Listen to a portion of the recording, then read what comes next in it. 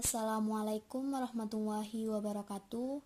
Kami dari kelompok 12 yang akan menjabarkan rumusan masalah tentang pemikiran hak asasi manusia.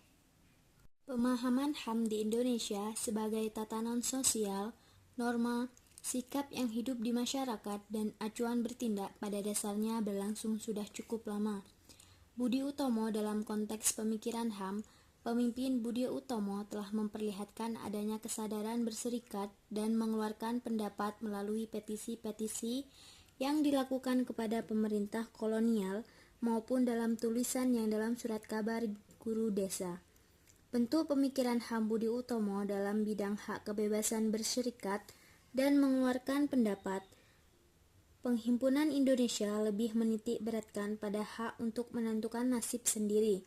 Serikat Islam menekankan pada usaha untuk memperoleh penghidupan yang layak dan bebas dari penindasan dan diskriminasi rasial Partai Komunis Indonesia.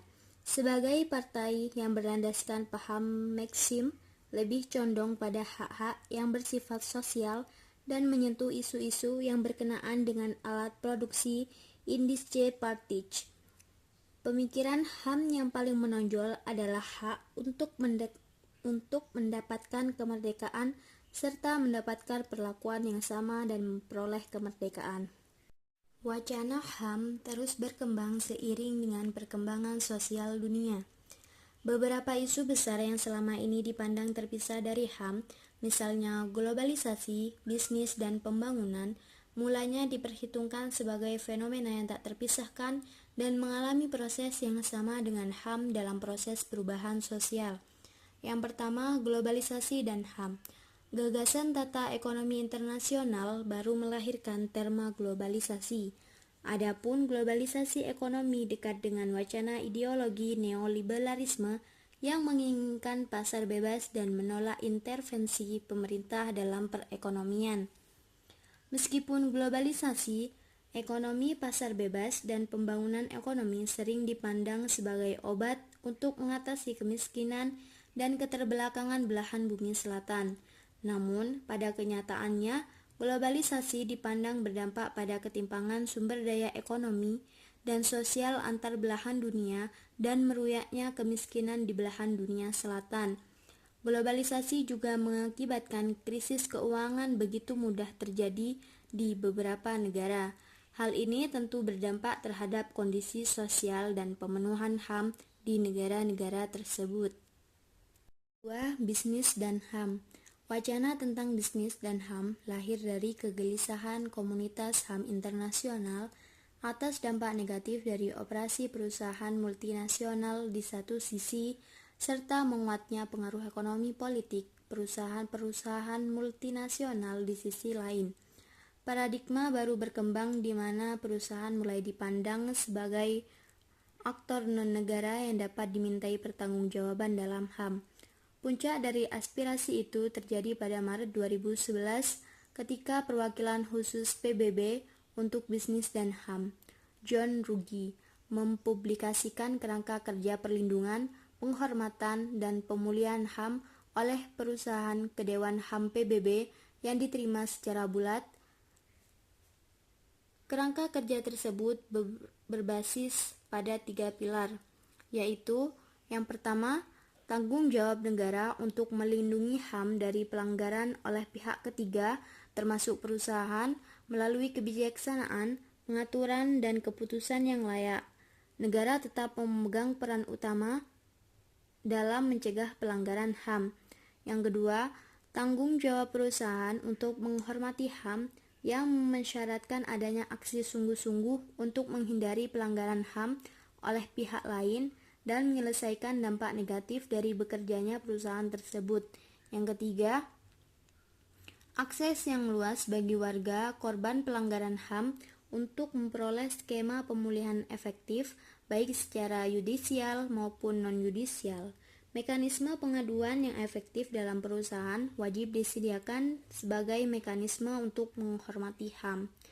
Negara harus melakukan langkah dalam yurisdiksi mereka untuk memastikan korban memiliki akses untuk pemulihan efektif melalui cara yudisial, administratif, legislatif, atau cara lainnya.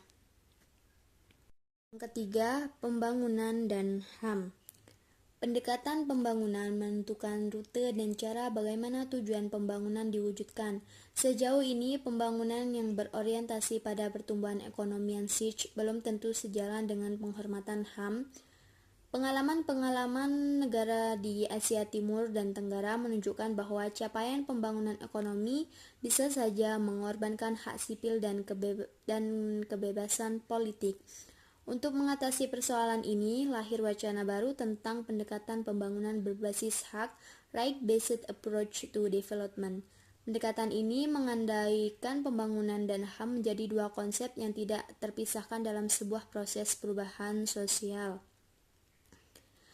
Pendekatan ini merupakan suatu kerangka kerja yang terintegrasi dan multidisiplin untuk pembentukan, artikulasi, dan implementasi kebijakan, perencanaan dan pemrograman pembangunan.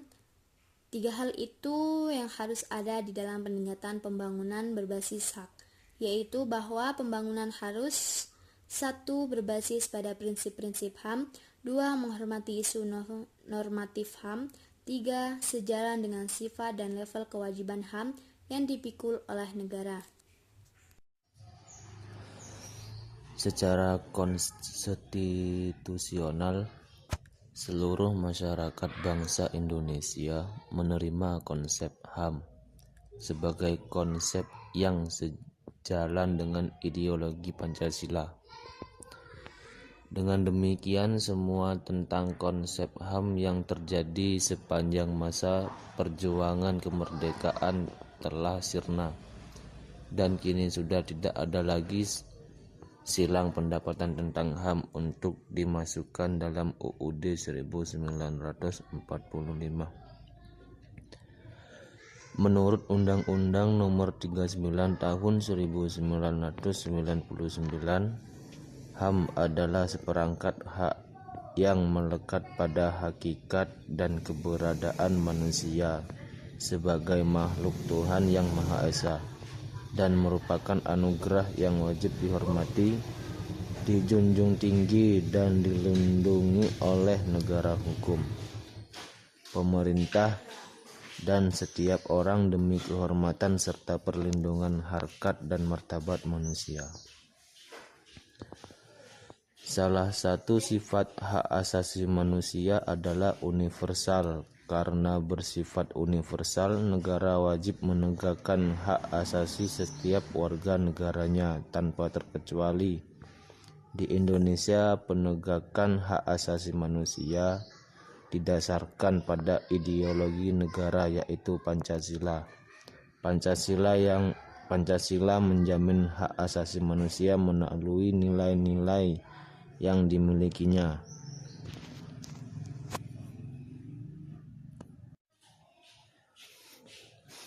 Ada 3 nilai yang terkandung dalam Pancasila sebagai berikut.